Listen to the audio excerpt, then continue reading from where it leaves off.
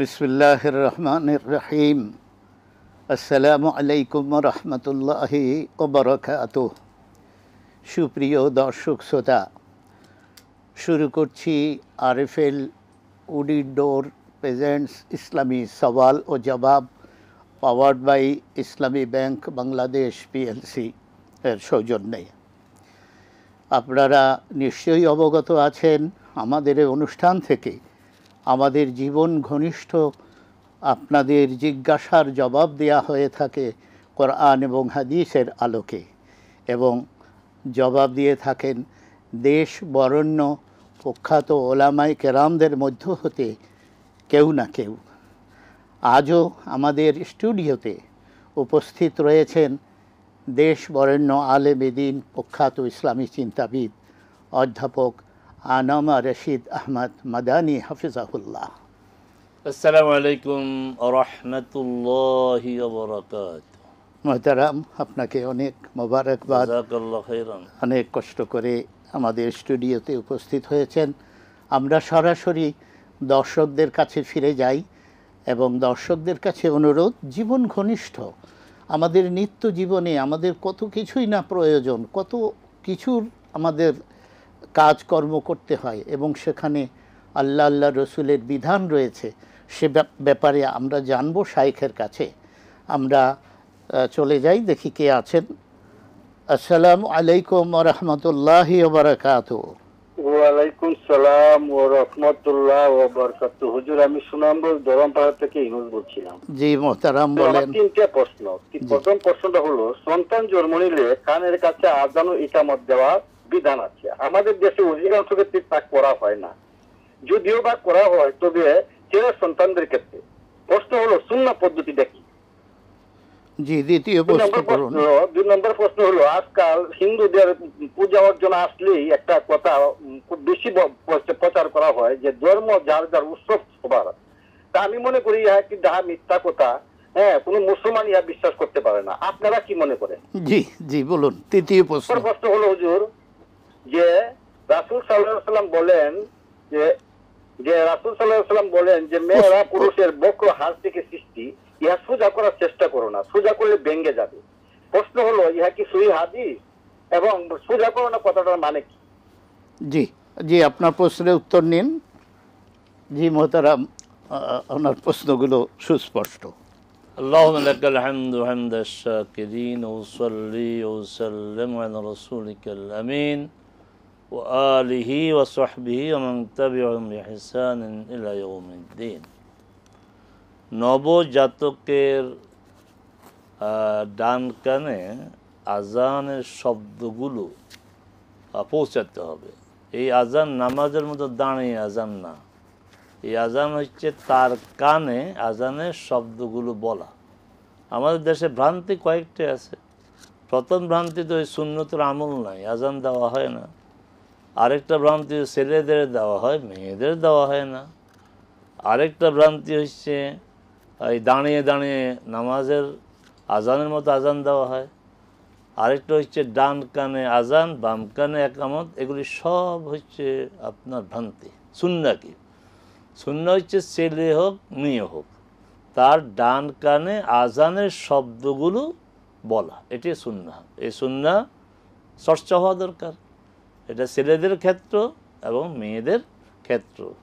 এখানে আজান, আমাদের আরেকটা বড় সমস্যা, আমাদের দেশে আজান দেওয়া হয় হুজুর ডেকে আনে। আরে হুজুর তো কি মাহরাম? হুজুরকে ওখানে প্রবেশ করতে দেওয়া তো হারাম। দিবে মাহরামকেও। যেমন ফাতেমা রাদিয়াল্লাহু তাআলা আনহার যখন ছেলে হাসান জন্মগ্রহণ করেছে, রাসূল সাল্লাল্লাহু আলাইহি ওয়াসাল্লাম আজান দিয়েছেন, তো মাহরামকেও আজান দিবে। দ্বিতীয় প্রশ্ন। জি, ওনার দ্বিতীয় প্রশ্ন হলো যে বিভিন্ন সময়ে, বিশেষ করে উনি হিন্দুদের কথা বলেছেন, অন্যান্য ধর্ম অবলম্বী যারা, তাদের যে অনুষ্ঠান, সেই সব অনুষ্ঠানে যাওয়া যাবে না। আর সেই সব অনুষ্ঠানকে কেন্দ্র করে খুব বেশি আগে থেকে নয়, বিগত বড় জোর 10-15 বছর এই স্লোগানটা শুরু হয়েছে, ধর্ম যার যার, উৎসব সবার। নাউজুবিল্লাহ। এটা একদম আমাদের দেশ পরিচালনা যারা নেতৃত্ব দিয়েছেন, এই হতভাগা মুসলিমরা এটা চালু করেছে, অমুসলিমরা চালু করে নাই, তারা চালু করেছে। এটা ইসলাম পরিপন্থী কথা।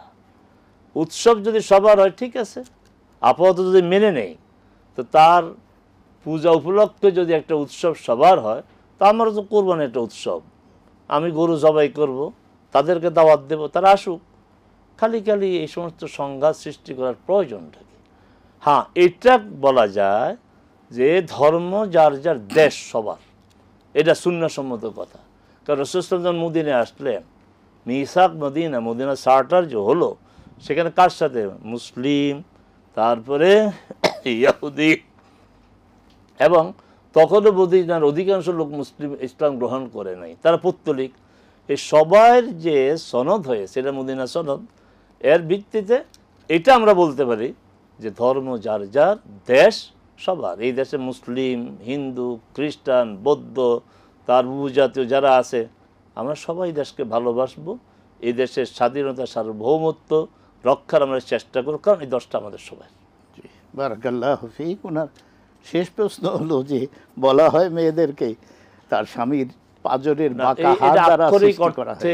কথাটা হাদিস এভাবে থাকলেও হাদিসের ব্যাখ্যা যারা দেন তাদের ব্যাখ্যাটা মানতে হবে। আরবি ভাষাবিদ যারা, তাদের বলছে এটা একটা রাসূল সাল্লাল্লাহু আলাইহি ওয়াসাল্লাম আপনার উপমা হিসেবে বলেছে, যে তেন তাদেরকে বাঁকা হাড় যেমন সোজা করতে গেলে ভেঙে যায়, আবার বেশি ছাড় দেওয়া যায় না। এটা হচ্ছে প্রকৃতিগতভাবে, স্বভাবগতভাবে তারা এই স্বভাবের একটু বাঁকা। আপনাদের ইদানিং থেকে অনেক কার্টুন আমরা দেখি যে পুরুষ যখন কথা বলে মাউথ টু মাউথ একটা দাগ দেয়, আর মহিলারা যখন কথা বলে এইভাবে পেঁচাইতে থাকে, পেঁচাইতে এটা জালের মতো হয়ে যায়। এটা স্বভাব, এটা তাদের স্বভাবগত বিষয়। হাদিস সহিহ। জি, আলহামদুলিল্লাহ। আমরা আরেকজনকে অপেক্ষায় আছেন। আসসালামু আলাইকুম ওয়া রাহমাতুল্লাহ। ওয়ালাইকুম আসসালাম ওয়া রাহমাতুল্লাহ। জাযাকুমুল্লাহু খাইর। আর চট্টগ্রাম থেকে। জি, কি জানতে চাচ্ছেন বলুন। আমার প্রথম প্রশ্ন হলো, আল্লাহুম্মা ইন্নী আসআলুকা আফিয়া। এটা অর্থটা কি? আফিয়া শব্দের অর্থ কি? এটা আমি কখন পড়তে পারি? আর আরেকটি প্রশ্ন হলো, রব্বি আউযু বিকা মিন হামাযাতিশ শায়াতিন আউযু বিকা রব্বি আন ইয়াহদুরুন। যখন আমি এই আয়াতটা পড়ব, তখন কি আমি আউযু বিল্লাহি মিনাশ শাইতানির পড়তে হবে? জি, অর্থটা কি বুঝছেন? জি জি জি জি আর কোনো প্রশ্ন? না, আর প্রশ্ন নাই। জি, আসসালামু আলাইকুম ওয়া রাহমাতুল্লাহ। ওয়ালাইকুম আসসালাম ওয়া রাহমাতুল্লাহ। আল্লাহুম্মা ইন্নী আসআলুকাল আফওয়া ওয়াল আফিয়া, শব্দ কিন্তু দুইটা, শুধু আফিয়া না। আল্লাহুম্মা ইন্নী আসআলুকাল আফওয়া ওয়াল আফিয়া, চমৎকার একটা দোয়া এবং কম্প্রিহেন্সিভ দোয়া, এর মধ্যে সুস্থতা, সচ্ছলতা, আর তারপর সার্বিক আনুকূল্য সব এর মধ্যে এসেছে। রাসূলুল্লাহ এই দোয়া, তার চাচা আব্বাস রাদিয়াল্লাহু আনহু বলছেন, আমাকে দোয়া শিখাও। তিনি দোয়া বললেন, কয়েকদিন পরে এসে বললেন দোয়া শিখাও। তখন আবারও তিনি এই দোয়াই শিখালেন। তৃতীয়বার আসলো, তারপরে এই দোয়াই শিখালেন। তারা বোঝা গেল দোয়া কত গুরুত্বপূর্ণ। কারণ একদম সামগ্রিকভাবে কল্যাণ, সুস্থতা, সচ্ছলতা, তারপরে প্রতিকূলতা থেকে রক্ষা পাওয়া, সার্বিক দিক থেকে আনুকূল্য পাওয়া, এই সব এই দোয়ার অন্তর্ভুক্ত। যখন তখন পড়া যাবে। এই দোয়া পড়ার জন্য নির্দিষ্ট কোনো সময় নেই। জি, ওনার আরেকটি দোয়ার সম্পর্কে জিজ্ঞাসা ছিল, রব্বি আউযু বিকা মিন হামাযাতিশ শায়াতিন। এটা তো তাউজ, এটা পড়ার জন্য আউযু বিল্লাহি মিনাশ শাইতানির রাজিম পড়ার প্রয়োজন নেই। জি, মাশাআল্লাহ, বারাকাল্লাহু ফিক। জি, আমরা আরেক ভাইকে অপেক্ষায় আছেন। আসসালামু আলাইকুম ওয়া রাহমাতুল্লাহ। ওয়ালাইকুম সালাম। আসসালামু আলাইকুম হুজুর। জি, কে কোথা থেকে কি জানতে চাচ্ছেন? মাসুম, কুমিল্লা ধর্মপুর থেকে। দুটি প্রশ্ন। জি, প্রথম প্রশ্নটি, নবী মোহাম্মদ সাল্লাল্লাহু আলাইহি সাল্লাম বলেছেন পুরুষের তুলনায় মহিলারা বেশি জাহান্নামী, কারণ তারা স্বামীর অকৃতজ্ঞ। এই হাদিসটি সহিহ কিনা জানতে চাই। জি। আর দ্বিতীয় প্রশ্নটি হলো, কোরআন থেকে সূরা ইসরা আয়াত 32 অধ্যায় 17 এতে কোরআন বলতেছে পুরুষের তোমরা জিনা ব্যভিচারের কাছেও যেও না, কেননা জিনা ব্যভিচার হচ্ছে মন্দ কাজের মন্দ সূচনা। জি। জিনা ব্যভিচার হচ্ছে মন্দ কাজের মন্দ সূচনা। সূরা ইসরা আয়াত 32 এর মানে কি? এই আয়াতটিতে জিনা বলতে কি বোঝাচ্ছে এই আয়াতটিতে? জি। আসসালামু আলাইকুম। ওয়ালাইকুম আসসালাম ওয়া রাহমাতুল্লাহি ওয়া বারাকাতুহু। প্রথমে যে হাদিসটি সহি, আর দ্বিতীয় হচ্ছে আয়াতের বিষয়টা আপনি নিজে অনুবাদ করে দিয়েছেন, আমরা আর কি বলবো। জি, না, পুরুষের চেয়ে মহিলারা জাহান্নামী। বলছে হাদিসটা সহি কিনা? হ্যাঁ, হাদিস সহি। জি, জি, তো দ্বিতীয় প্রশ্ন হলো ওই সূরা, ওই আয়াতের তো উনি নিজেই অর্থ বলে দিয়েছেন, আমরা আর কি অর্থ বলবো। উনি অর্থ বইলে আবার অর্থ জানতে চাচ্ছেন। জি জি, জি জি। এরপরে আমরা দেখি আরেক ভাইকে অপেক্ষায় আছেন।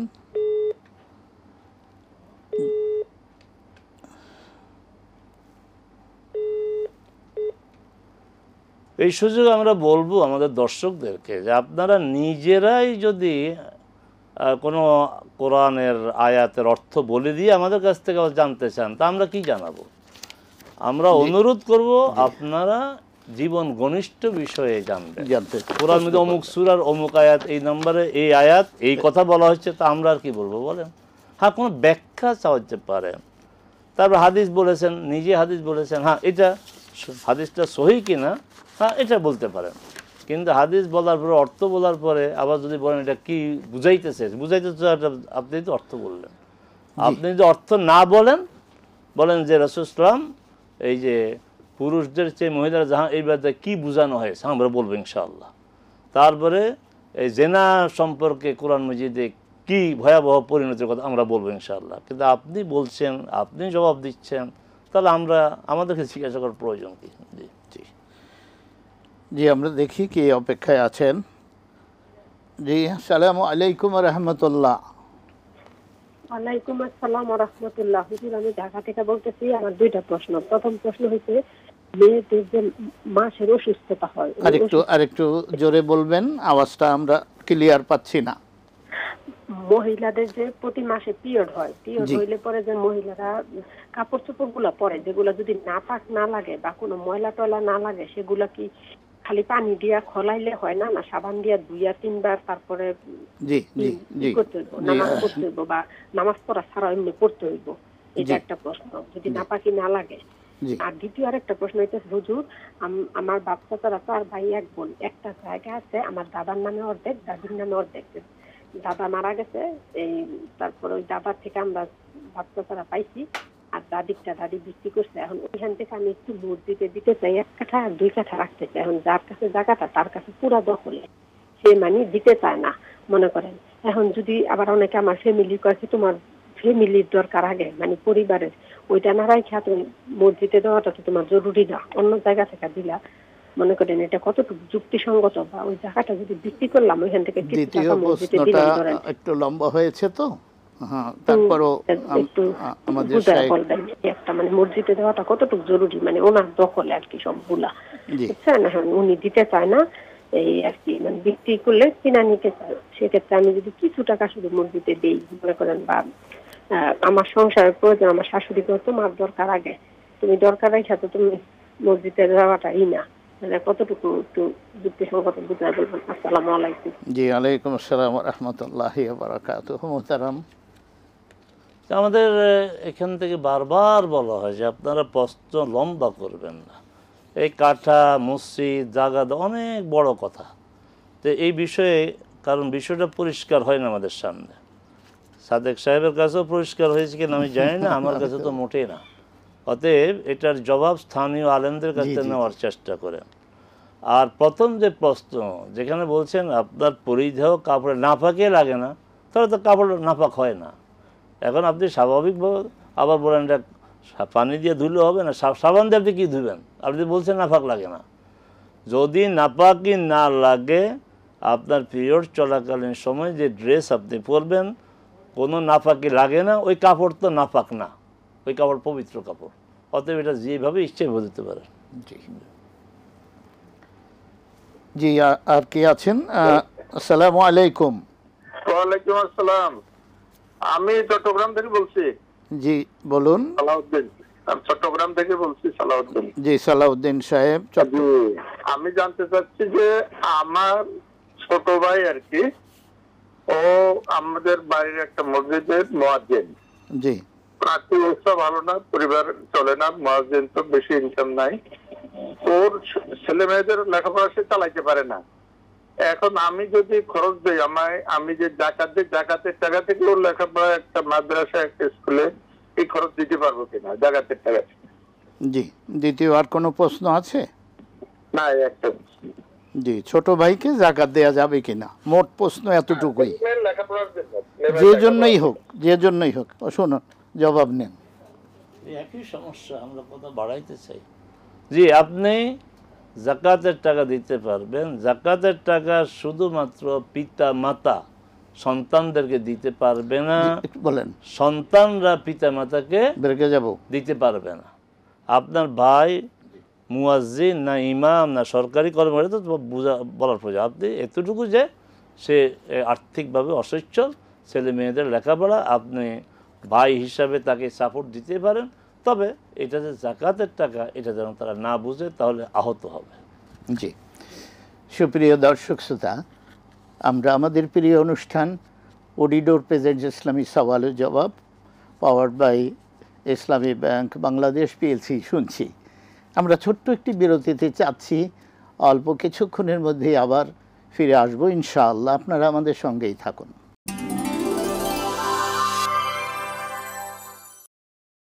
আসসালামু আলাইকুম রহমতুল্লাহ। সুপ্রিয় দর্শক শ্রোতা, আবার ফিরে এলাম আমাদের প্রিয় অনুষ্ঠান ইসলামী সওয়াল ও জবাবে। আমরা চলে যাই কে অপেক্ষায় আছেন তার কাছে। আসসালামু আলাইকুম রহমতুল্লাহ। ওয়ালাইকুম আসসালাম রাহমাতুল্লাহ। ভাইয়া, আমি তিনটি প্রশ্ন করব। জি বলেন। প্রশ্ন হচ্ছে যে আমরা নামাজ শেষ করে, মানে আমার কোমরের সমস্যা, তো আমি হাত না উঠিয়ে দুটা পা ছড়াই দিয়ে দোয়া দরুদগুলি করি। হ্যাঁ, যত ধরনের দোয়া মোনাজাত এগুলো হাত না উঠিয়ে, এটা কি আমার হচ্ছে কিনা? জি। আরেকটি প্রশ্ন হচ্ছে যে আমরা বলি যে আল্লাহুম্মা ইন্নী আউযুবিকা মিন আযাবিল কবর, এটা কি আউযুবিকা হবে নাকি নাউযুবিকা হবে? অনেকে বলে যে নামাজে দাঁড়িয়ে ছানা পড়তে হয় না, তো এটা কতটুকু, মানে আমরা সাধারণ মানুষ তো বিভ্রান্তিতে পড়ে যাই যে অনেক হুজুররা এই ধরনের বয়ান দিচ্ছে, এখন কোনটা আসলে সঠিক, আমরা কোনটা মানব? আর কোনো প্রশ্ন? তিনটা হয়েছে, থাকুক। জি ভাই, আরেকটা প্রশ্ন হচ্ছে যে আমরা অনেক সময়, আজকালকে তো হাই কমর, আমরা ওয়াশরুমে গেলে অনেক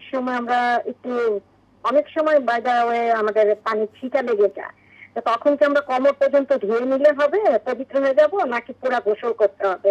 এটা আমার একটু জানার ইচ্ছা। জি জি, ধন্যবাদ। জি মোহতারাম, নামাজ শেষে হাত পা ছড়িয়ে দোয়া দুরুদ পড়া, মোনাজাত করা কোনো সমস্যা নাই। আপনি নামাজে যেভাবে বসেছেন ওইভাবে বসে দোয়া পড়েন, পাও সরেয়া বসেন পড়েন। আর যেন ওই পার্সোনালি আমি বলি, আমার হাঁটু ব্যথা, ওই দীর্ঘ সময় হাঁটু মোড়ে বসানোর জন্য কষ্ট, আমিও পাও ছেড়ে দিই, কোনো সমস্যা নেই। জেকেরগুলি হওয়া দরকার। জি। দ্বিতীয় হলো আল্লাহুম্মা ইন্নী আউযু বিকা নাউযু বিকা। এখানে একটা কথা বলবো যে আপনি জায়গাটা পাল্টাবেন না, কারণ রাসূল সাল্লাল্লাহু আলাইহি ওয়াসাল্লাম বলছেন যে তোমাদের কেউ যখন ওই তার নামাজের জায়গায় অবস্থান করে, তার জন্য দোয়া করে ফেরেশতারা তার জন্য দোয়া করেন, বলে আল্লাহুম্মা ইগফির লাহু ওয়ারহামহু ইযা কানা আহাদুকুম ফি মুসাল্লাহ তুসাল্লি আলাইহিল মালাইকাতু ওয়া ইয়াকুলুন আল্লাহুম্মা ইগফির লাহু আল্লাহুম্মা আরহামহু। কত বড় মর্যাদা! যতক্ষণ পর্যন্ত সালাতের জায়গায় সে বসে আছে, ততক্ষণ ফেরেশতা তার জন্য দোয়া করতে থাকে, আল্লাহ তাকে ক্ষমা করো, আল্লাহ তাকে রহম করো। সুবহানাল্লাহ। অতএব পা যেভাবে রাখেন, জায়গাটা পাল্টাবেন না। জায়গাটা না পাল্টালে আপনার জন্য ফেরেশতারা, আপনি যতক্ষণ ওখানে থাকবেন ততক্ষণ দোয়া করতে থাকবে।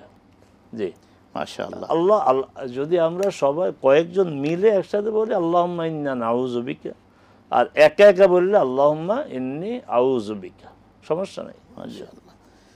ওনার তৃতীয় প্রশ্ন নামাজের সানা পড়া সম্পর্কে। সানা পড়া রাখবে না কে বলছে? সানা পড়া সুন্নাহ। সুন্নাহ বাদ দিলে সালাত হবে না এমনটা না, হবে, কিন্তু আমরা বাদ দিব কেন? এটা যেমন তো তা থাকবে কি, সামি আল্লাহু লিমান হামিদাহু সুন্নাহ, না পড়লেও চলবে। সুবহান রাব্বিল আযীম পড়া সুন্নাহ, না পড়লে তো থাকলো কি? তো সুন্নাহ এটা বিষয়টা পরিষ্কার হওয়া দরকার। ফরজ আর সুন্নাহ এক মর্যাদার না। ফরজ বাদ দিলে নামাজই হবে না, সুন্নাত বাদ দিলে নামাজ হবে ত্রুটিপূর্ণ। কিন্তু আমাদের মাথায় এটা আসে কেন যে সুন্নাত না পড়লেও চলবে না? এটা মাথায় আসা দরকার না। আমরা বলবো সুন্নত ফরজের মতো গুরুত্বপূর্ণ না, তবে আমরা সুন্নত ছাড়বো না। ওনার শেষ প্রশ্নটা ছিল হাই কমোড ব্যবহার। হাই কমোডে হঠাৎ করে একটা পানি পড়ে যায়, আপনি নিজে বলছেন যে যতটুকু পানি লাগে অতটুকু পরিষ্কার না গোসল করবো, সব তো আপনি ভালো জানেন। আপনার আল্লাহ রাব্বুল আলামিন আপনাকে যে সুস্থ, সব প্রত্যেক মানুষের মধ্যে সুস্থ বিবেক আছে। এই যে রাসূল বলছেন যে অনেক বিষয় আছে তোমরা জানো না, তবে জানার একটা সোর্স হচ্ছে ইস্তাফতে নাফসাক, নিজকে জিজ্ঞাসা করো। তা আপনার যতটুকু পানি লাগছে ওটা ভালো করে দিয়ে ফেলেন। জি, আমরা আরেক ভাইকে অপেক্ষায় আছেন। জি, আসসালামু আলাইকুম ওয়া রাহমাতুল্লাহ। আসসালামু আলাইকুম ওয়া রাহমাতুল্লাহ। ওয়া আলাইকুম আসসালাম। হুজুর আপনি ভালো আছেন? আলহামদুলিল্লাহ। আসলে আপনাকে দেখে আমার খুব ভালো লাগতেছে। সবাই জুড়ায় গেছে। যেন ভালো থাকি, দোয়া করবেন। প্রশ্ন করলে সবার কাছেই, আমার যে শায়েখ জানেন আমার স্ত্রী মারা গেছে, আমি সবার কাছেই দোয়া চাই। আল্লাহুম্মা। সাথে আজ আমার প্রথম সাক্ষাৎ হলো, বছর আমার স্ত্রী মারা গেছে, আপনি একটু আমার স্ত্রীর জন্য দোয়া করবেন। আর প্রশ্ন যাচ্ছি, প্রশ্ন হচ্ছে কিয়ামতের দিন এবং হাসরের মাঠ। আসলে আমি কিন্তু বুঝি না বুঝার কারণে প্রশ্ন করছি, এই দুইটির ভিতরে মৌলিক পার্থক্য কি? আর একটা প্রশ্ন হচ্ছে, অনেকেই আছে আমরা দেখেন আল্লাহ এত জ্ঞান দিচ্ছে, আমরা প্লেন বানাচ্ছি, রোবট বানাচ্ছি, মোবাইল বানাচ্ছি, গাড়ি বানাচ্ছি, সব জ্ঞানই আল্লাহ দিচ্ছে, ওই পথেই জ্ঞানটাকে আমরা ব্যয় করতেছি, অথচ ধর্মের দিকে আমরা অনেকেই নাই। তবে তারা যে এইগুলো করতেছে মানুষের উপকারের জন্য, যদি নামাজ কালাম না পড়ে, এলমে জ্ঞান না থাকে, আরে তারা তার বিপরীতে তারা নেকি পাবে কিনা ও সাহেব বলবেন, আমি তারপর বোঝাতে পারছি না আপনাদের। আর আরেকটা প্রশ্ন হচ্ছে, আপনার দ্বিতীয় প্রশ্নটা আমি কি দাঁড় করাবো যে আপনি কি জানতে চাচ্ছেন? যাই আল্লাহর কাছে বিপদে যখন করি আমরা, যা চাই আল্লাহ কিন্তু আমাদের দিচ্ছে। আমি নিজের ব্যক্তিগতভাবে বলতেছি, যা চাচ্ছি। জি, আপনার প্রথম প্রশ্নটা ক্লিয়ার, দ্বিতীয় প্রশ্নটা একটু এলোমেলো। তারপরও দ্বিতীয় প্রশ্নটা বলতেছি আবার বলতেছি যে দেখেন অনেকেই আছে আল্লাহ আভ্যন্তরীণ আদার সাইড জ্ঞান দিচ্ছে অনেক। হ্যালো, হ্যাঁ শুনতেছি, বলেন। আল্লাহ অনেকের অনেক জ্ঞান দিচ্ছে, অনেক দিন হেলিকপ্টার বানাচ্ছে, রোবট বানাচ্ছে, কিন্তু ইলমের দিনের পথে তাদের জ্ঞানটাকে তারা নিচ্ছে না। তাদের বিষয়ে কিছু বলবেন অবশ্যই, বুঝতে পারছেন? একেবারে ক্লিয়ার এইবার। জি, এখন 3 নম্বর প্রশ্নটা নেই। জি, আমার নিজের ব্যক্তিগত বিষয় বলি হুজুর। হ্যালো, জি জি বলেন। 3 নম্বর প্রশ্ন হচ্ছে যে আমি আল্লাহর কাছে যখন আমি বিপদে পড়ি, জ্বর আসুক যাই আসুক, যে কোনো বিপদে পড়লে আল্লাহর কাছে যদি হাত বাড়াই, আল্লাহ সেটা কবুল করতেছে। তাহলে আমার কি করতে হবে আল্লাহর জন্য, সে বিষয়টা এক অবশ্যই বোঝায় বলবেন। জি, আসসালামু আলাইকুম ওয়া রাহমাতুল্লাহ। জি মোহতারাম, ওনার প্রথম প্রশ্ন হলো কিয়ামত এবং হাসরের মধ্যে পার্থক্য।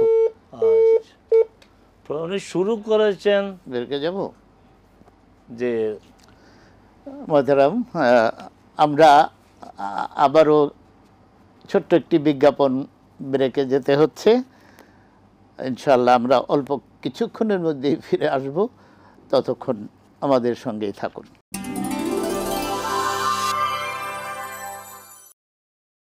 আসসালামু আলাইকুম ওয়া রাহমাতুল্লাহ। সুপ্রিয় দর্শক শ্রোতা, আমরা ছোট্ট একটি বিজ্ঞাপন বিরতিতে গিয়েছিলাম।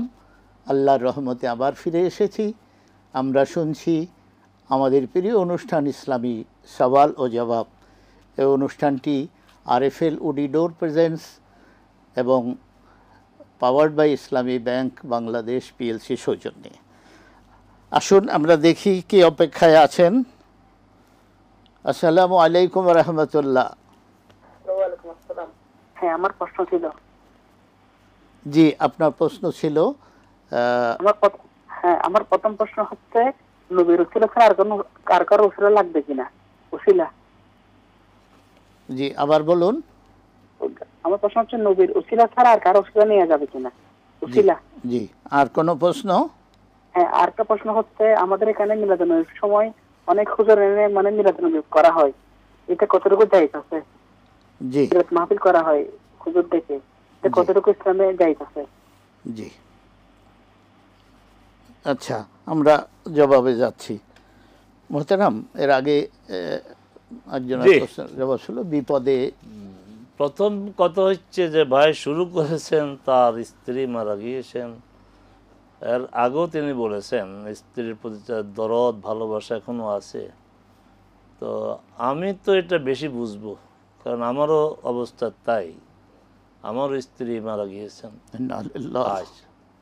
তো এখানে একটা কথা আমাদের দর্শক শ্রোতারা ভালোভাবে জেনে রাখেন, রাসূল সাল্লাল্লাহু আলাইহি ওয়াসাল্লাম বলছেন যে যে নারী মারা যায় ওয়া যাওজুহা রাদিন আনহা তাদখুলুল জান্নাহ, সুবহানাল্লাহ, যে মহিলা মারা যায় স্বামী তার উপর সন্তুষ্ট, সে জান্নাতে যাবে।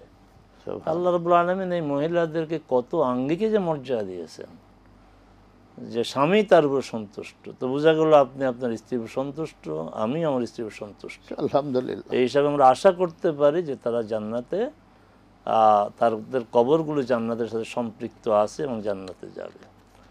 কেয়ামত ও হাসর, কেয়ামত হচ্ছে একটা প্রক্রিয়া, এই পৃথিবীটা ধ্বংস হবে, আবার সব কিছু হবে। আর হাসরটা হচ্ছে যেখানে হিসাব নিকাশ আমলের আপনার মাপ হবে, এটা। তাহলে এটা প্রক্রিয়াটা হচ্ছে কিয়ামত। আর এই মাঠ যেখানে সবাই আমরা একত্রিত হব, আদম আলাইহিস সালাম শুরু করে কিয়ামতের পূর্বে ভূমিষ্ঠ সন্তান যারা আমরা সবাই একত্রিত হব, ওইটা হচ্ছে হাসরের ময়দান। জি, বারাকাল্লাহু ফিক। বিপদে আপদে যে আল্লাহকে ডাকি আমরা, না দ্বিতীয় প্রশ্ন, হ্যাঁ, যে জাগতিকভাবে অনেক যোগ্যতা তার আছে, অনেক কিছু আবিষ্কার করে, মানুষের কল্যাণে আসে, কিন্তু তার ঈমান নাই, আছে। তারপরে অনেকে আছে, হ্যাঁ, মুসলিম, অনেক কিছু মানুষের কল্যাণে লাগে এমন কিছু তারা আবিষ্কার করে, কিন্তু নিয়মিত সালাত আদায় করে না। এর প্রতিদান তারা পাবে, হ্যাঁ পাবে, কেন প্রতিদান পাবে না? আর জান্নাতে যেমন আল্লাহ রসুল বলছেন ইন্না ফিল জান্নাতে মিয়াতা দারাজা, জান্নাতে 100টা স্তর আছে, 100টা স্তর। আমরা যেটা বলি আপনার জান্নাত 8টি, দোজখ আপনার 7টি, এই কথা ঠিক না। জান্নাত 8টি এটা কোথাও নেই, বরং জান্নাতের দরজা গেট হচ্ছে 8টা, 8 গেট দিয়ে জান্নাতে ঢুকবে, কিন্তু জান্নাতের স্তর হচ্ছে রসুল 100। তাহলে আমল অনুযায়ী এই স্তর হবে। আচ্ছা, জাহান্নামেরও আপনার স্তর আছে, জাহান্নাম তো সব এক স্তরের না। অতএব যারা এইভাবে মানবতার কল্যাণে অনেক কিছু আপনার আবিষ্কার করে, এদের শাস্তি পরিমাণ কমবে, এটি তো একটা প্রতিদান। যারা নামাজ পড়ে না, এই নামাজ না পড়ার জন্য শাস্তি ভোগ করবে, কিন্তু মানবতার কল্যাণে যে কাজগুলি করে, এই কাজগুলোর সে বিনিময়ে তার শাস্তি কম হবে। অবশ্যই প্রতিদান আছে, শাস্তি কম হবে। জি জি। আর কি ওই বিপদে যে আমরা আল্লাহকে ডাকি, তো আল্লাহ তো আমাদের বিপদ আপদ দূর করেন, তো আমাদের কর্তব্য এই যে আপনি বলছেন আমি আল্লাহকে যা চাই তা পাই, এটা যে শুকর আদায় করা, লা ইন শাকারতুম লাযিদান্নাকুম। আমরা যখন যা পাই আল্লাহর পক্ষ থেকে শুকর করব, আল্লাহ বাড়িয়ে দেবে। এটি প্রথম দায়িত্ব হচ্ছে শুকর আদায় করা, এটি প্রথম দায়িত্ব। এবং আল্লাহর বিধান মানার ক্ষেত্রে, আল্লাহর নিষেধ পরিহার করার ক্ষেত্রে সদা আপনার সচেতন থাকতে হবে, এটাই আমাদের দায়িত্ব। জি। পরে যে বোন প্রশ্ন করেছেন, 2টা প্রশ্ন, একটা হলো ওসিলা সম্পর্কে। ওসিলা হবে ঈমানের ওসিলা। রব্বানা ইন্নানা আমান্না ফাগফির লানা যুনুবানা, আমরা ঈমান এনেছি, অতএব তুমি আমাদের অপরাধগুলোকে ক্ষমা করে দাও। তারপরে ওসিলা হবে ইবাদতের, ইয়্যাকা না'বুদু ওয়া ইয়্যাকা নাস্তাঈন ইহদিনাস সিরাতাল মুস্তাকিম, তোমারই ইবাদত করি, তোমার কাছে সাহায্য চাই, তো তুমি তো পথ দেখাইবা। এই হচ্ছে ওসিলা। ঈমানের ওসিলা করা যাবে, আমলের ওসিলা করা যাবে, কিন্তু কোনো ব্যক্তিকে দিয়ে ওসিলা করা যাবে না, কোনো ব্যক্তিকে দিয়ে ওসিলা করা যাবে না। আচ্ছা, এরপরে জি, ওনার শেষ প্রশ্ন ছিল মিলাদের বৈধতা, যেটা না, সমাজে মিলাদের কোনো বৈধতা নাই। মুহাম্মদ সাল্লাল্লাহু আলাইহি ওয়াসাল্লাম জন্মগ্রহণ করেছেন, তার জন্মের চেয়ে বেশি গুরুত্বপূর্ণ হচ্ছে তার উপরে যে রিসালাত এসেছে, তার উপরে কোরআন নাজিল হয়েছে। এটা আপনি রাসূলের জন্মদিন পালন করবেন, হ্যাঁ করা যাবে, আপনি একা করবেন, দল নিয়ে না। কীভাবে করবেন? রাসূল যেভাবে করেছে। রাসূল সাল্লাল্লাহু আলাইহি ওয়াসাল্লামকে জিজ্ঞাসা করা হয়েছে যে সোমবার রোজা কেন? সুইলান রাসূলুল্লাহ সাল্লাল্লাহু আলাইহি ওয়াসাল্লাম আন সাওমিল ইসনাইন, সোমবারের রোজা সম্পর্কে প্রশ্ন করা হয়েছে। তিনি জবাব দিয়েছেন, যাকা ইয়াউমুন উলিদতু ফীহি ওয়া বুইসা আলাইয়া আও উনজিলা আলাইয়া। এটা তো সেই দিন যেদিন আমি জন্মগ্রহণ করেছি। যে জন্মগ্রহণ এটি তো মিলাদ, মিলাদ মানে জন্মগ্রহণ। আচ্ছা, আর কি? আমার উপর ওহী নাযিল হয়েছে বা আমি রিসালাত প্রাপ্ত হয়েছে। তাহলে সোমবারের রোজা রাখার মধ্যে দুইটা জিনিস উদযাপিত হয়, একটা হচ্ছে রসুলের জন্ম আর একটা হচ্ছে রসুলের রিসালাত। তাহলে আমরা এটা করি না কেন? ওই বছরে একবার আপনার 12 রবিউল আউয়াল, জ্যৈষ্ঠ যশোর, মিলাদ, এই সেই বিভিন্ন উপলক্ষে বাসায় হুজুর ডেকে এনেছি, ইয়া নবী সালাম আলাইকা, কে বলছে এগুলি করতে? এগুলি করবেন না। আপনি রসুলেরকে যদি ভালোবাসেন, রাসূল সাল্লাল্লাহু আলাইহি ওয়াসাল্লামের জন্ম উদযাপন করবেন, রাসূলের রিসালাত উদযাপন করবেন প্রতি সোমবার রোজা রাখার মাধ্যমে। ও এটা কষ্ট হয় না? প্রতি সোমবার রোজা উদযাপন কষ্ট। মিলাদে কিছু হুজুররা কিছু হাদিয়া পায়, খাওয়া পায় ভালো, ওইটা খুব সহজ, এই জন্য ওইটা চালু করে দিয়েছে। বরং বলা উচিত ছিল যে আমিও রসুলকে ভালোবাসি, আমি সোমবারে রোজা রাখবো। আপনারও রসুলকে যারা ভালোবাসেন সোমবার আপনার রোজা রাখেন। এটি হচ্ছে মিলাদুন নবী উদযাপন। সহিহ সুন্নাহ মতে এটি হচ্ছে মিলাদুন নবী যথাযথ উদযাপন। জি, আরেক ভাই অপেক্ষায় আছেন।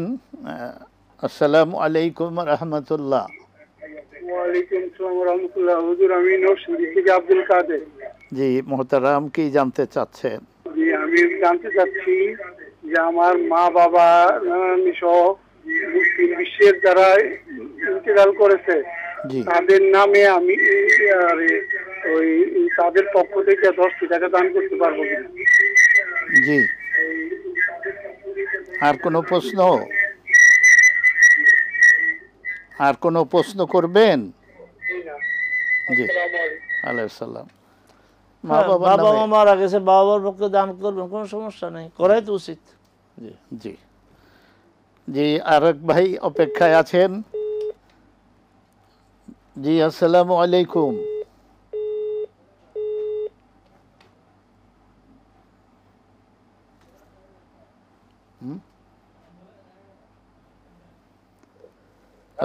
আসসালামু আলাইকুম রাহমাতুল্লাহ। ওয়ালাইকুম সালাম ওয়া রাহমাতুল্লাহ। হুজুর, জি বলুন, কে কোথা থেকে? আপনারা যে অনুষ্ঠান করতেছেন, এই অনুষ্ঠানে আমি একটা প্রশ্ন করব। জি বলেন, প্রশ্ন করার জন্যই তো ফোন করেছেন। আচ্ছা হুজুর, যাক আল্লাহ। আচ্ছা, প্রশ্নটা হলো কি, তারাবির নামাজ কয় রাকাত? জি, আর কোনো প্রশ্ন? জি জি, আর কোনো প্রশ্ন আছে? হুজুর, আর একটা প্রশ্ন আছে, তাহলে কি যে এমনি আমরা যে অন্য সময় যে নফল ইবাদত করি, রোজা করি, জি নফল রোজা করি, জি, এর জন্য কি তারাবি পড়তে হবে? আর কোনো প্রশ্ন আছে?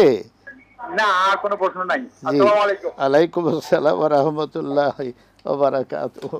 আপনি রবিউল সানি মাস শুরু হয়েছে, এরপরে হবে জুমাদাল উলা, জুমাদাল আখিরা, রজব, শাবান, রমজান, আরও 4 মাস আছে। আর এখন আপনি তারাবির প্রশ্ন নিজেই হেসেছেন। এর দ্বারা বোঝা গেল এই প্রশ্নটা একটা হাসির প্রশ্ন।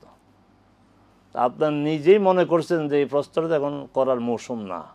আচ্ছা, তারপর আপনি প্রশ্ন করেছেন, আমরা জবাব দেব। আপনি নিজে হেসেছেন, তা থেকে বুঝলাম যে এই প্রশ্ন আপনি করেছেন একটু হাসার জন্য বা অন্যদেরকে হাসানোর জন্য। আচ্ছা, তারাবি কয় রাকাত? তারাবি 8 টাকা তো ঠিক আছে, 20 টাকা তো ঠিক আছে, আবার 36 টাকা তো ঠিক আছে।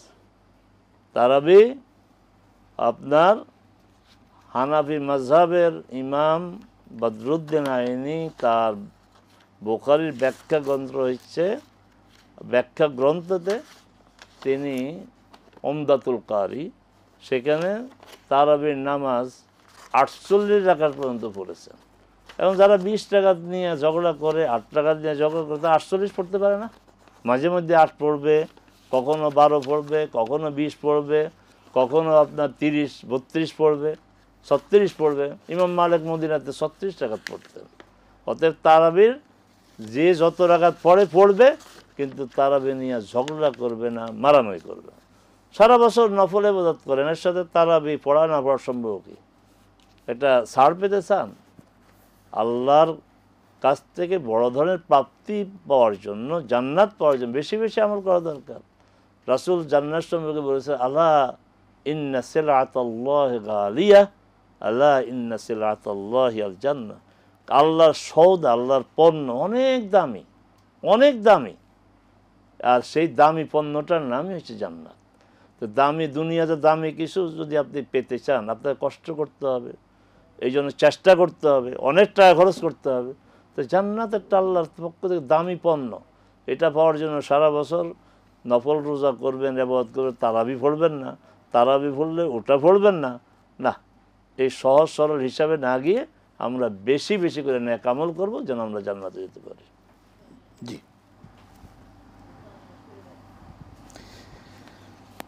সুপ্রিয় দর্শক শ্রোতা, আপনাদেরকে আবারও মোবারকবাদ এজন্য যে আপনারা দীর্ঘ সময় আমাদের শাইখের জবাবগুলো শুনেছেন, আমরাও শুনেছি।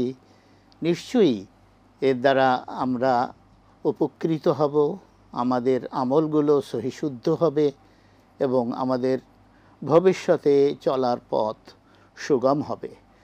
আমরা এতক্ষণ ছিলাম আরএফএল উডি ডোর প্রেজেন্টস ইসলামী সওয়াল ও জবাব, powered by Islami bank Bangladesh PLC সৌজন্যে। আবারও দেখা হবে পরবর্তী অনুষ্ঠানে। আল্লাহ রাব্বুল আলামিন আমাদের সবাইকে নিয়ে যেন সহি সালামতে, এই মানে ইজ্জতে, সুস্থতার সাথে আল্লাহর নাম নিতে নিতে জীবন যাপনের তৌফিক দান করেন, এই প্রত্যাশা রেখে আমাদের সম্মানিত শাইখকে মোবারকবাদ জানিয়ে আপনাদের সকলের কাছে দোয়া প্রার্থনা করে এখানেই শেষ করছি। আসসালামু আলাইকুম ওয়া রাহমাতুল্লাহি ওয়া বারাকাতুহু।